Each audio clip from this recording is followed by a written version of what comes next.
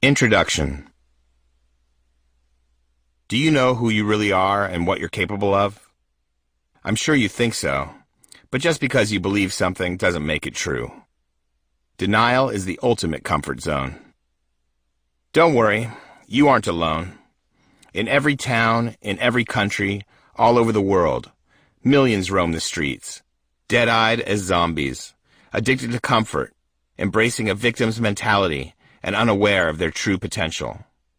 I know this because I meet and hear from them all the time, and because just like you, I used to be one of them.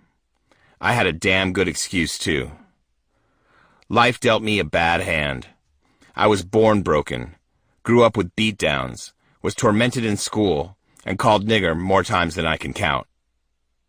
We were once poor, surviving on welfare, living in government-subsidized housing, and my depression was smothering. I lived life at the bottom of the barrel, and my future forecast was bleak as fuck. Very few people know how the bottom feels, but I do. It's like quicksand. It grabs you, sucks you under, and won't let go. When life is like that, it's easy to drift and continue to make the same comfortable choices that are killing you over and over again. But the truth is, we all make habitual, self-limiting choices. It's as natural as a sunset, and as fundamental as gravity. It's how our brains are wired, which is why motivation is crap. Even the best pep talk or self-help hack is nothing but a temporary fix. It won't rewire your brain. It won't amplify your voice or uplift your life. Motivation changes exactly nobody. The bad hand that was my life was mine, and mine alone to fix. So I sought out pain, fell in love with suffering, and eventually transformed myself from the weakest piece of shit on the planet into the hardest man God ever created. Or so I tell myself. Odds are you have had a much better childhood than I did, and even now might have a damn decent life. But no matter who you are, who your parents are or were, where you live, what you do for a living, or how much money you have, you're probably living at about 40% of your true capability. Damn shame. We all have the potential to be so much more. Years ago, I was invited to be on a panel at the Massachusetts Institute of Technology. I'd never set foot in a university lecture hall as a student. I'd barely graduated high school. Yet I was at one of the most prestigious institutions in the country to discuss mental toughness with a handful of others.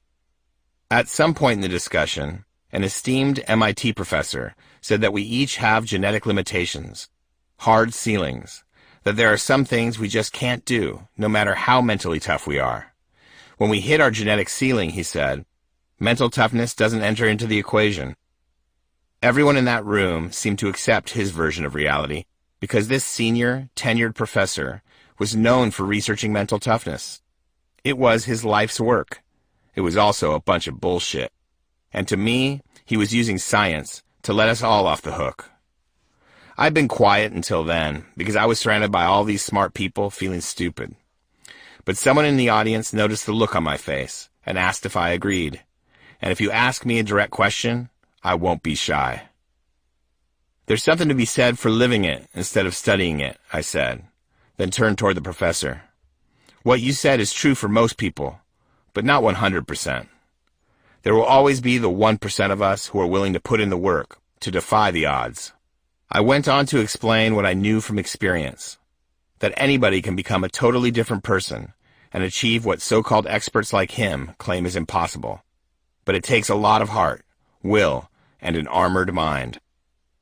Heraclitus, a philosopher born in the Persian Empire back in the 5th century BC, had it right when he wrote about men on the battlefield. Out of every 100 men, he wrote, 10 shouldn't even be there. 80 are just targets. 9 are the real fighters, and we are lucky to have them, for they make the battle. Ah, but the one is a warrior. From the time you take your first breath, you become eligible to die. You also become eligible to find your greatness and become the one warrior. But it is up to you to equip yourself for the battle ahead. Only you can master your mind, which is what it takes to live a bold life filled with accomplishments most people consider beyond their capability. I am not a genius like those professors at MIT, but I am that one warrior. And the story you are about to hear, the story of my fucked up life, will illuminate a proven path to self-mastery and empower you to face reality, hold yourself accountable, push past pain, learn to love what you fear, relish failure, live to your fullest potential, and find out who you really are. Human beings change through study, habit, and stories. Through my story, you will learn what the body and mind are capable of when they're driven to maximum capacity, and how to get there. Because when you're driven, whatever's in front of you, whether it's racism, sexism, injuries, divorce, depression, obesity, tragedy, or poverty, becomes fuel for your metamorphosis. The steps laid out here amount to the evolutionary algorithm, one that obliterates barriers, glimmers with glory, and delivers lasting peace. I hope you're ready. It's time to go to war with yourself. Anything to add here, David? I hope this story doesn't motivate you. I know a lot of you are thinking, I don't know what the hell he's talking about. Motivation is crap. Why do I say that? It comes and it goes. You're very motivated on those days when your life is perfect. When the sun is out, when the bills are paid, when the wife or husband, everything's in its right place. That's when most of us are nice and motivated. So it comes and goes.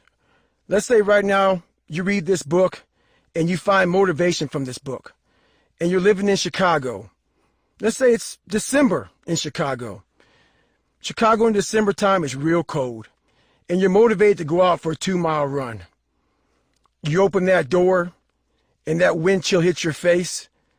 If you're motivated, you're going to shut that door and go back and sit down on that couch and watch TV. Those people who find more than motivation from this, maybe a little drive, or maybe even a little obsession to change their life. When they open that door and that wind chill hits their face, they're going to close it just to go back to their closet and put warm clothes on so they can go back out there and tackle whatever's in front of them. When you're driven and obsessed, you no longer care what's in front of you. If your bills aren't paid because you can't figure out a way to do it, if your life isn't perfect, it doesn't matter. You realize that's just life. It's not going to be perfect, but that's not going to derail me from what I have to do to get better.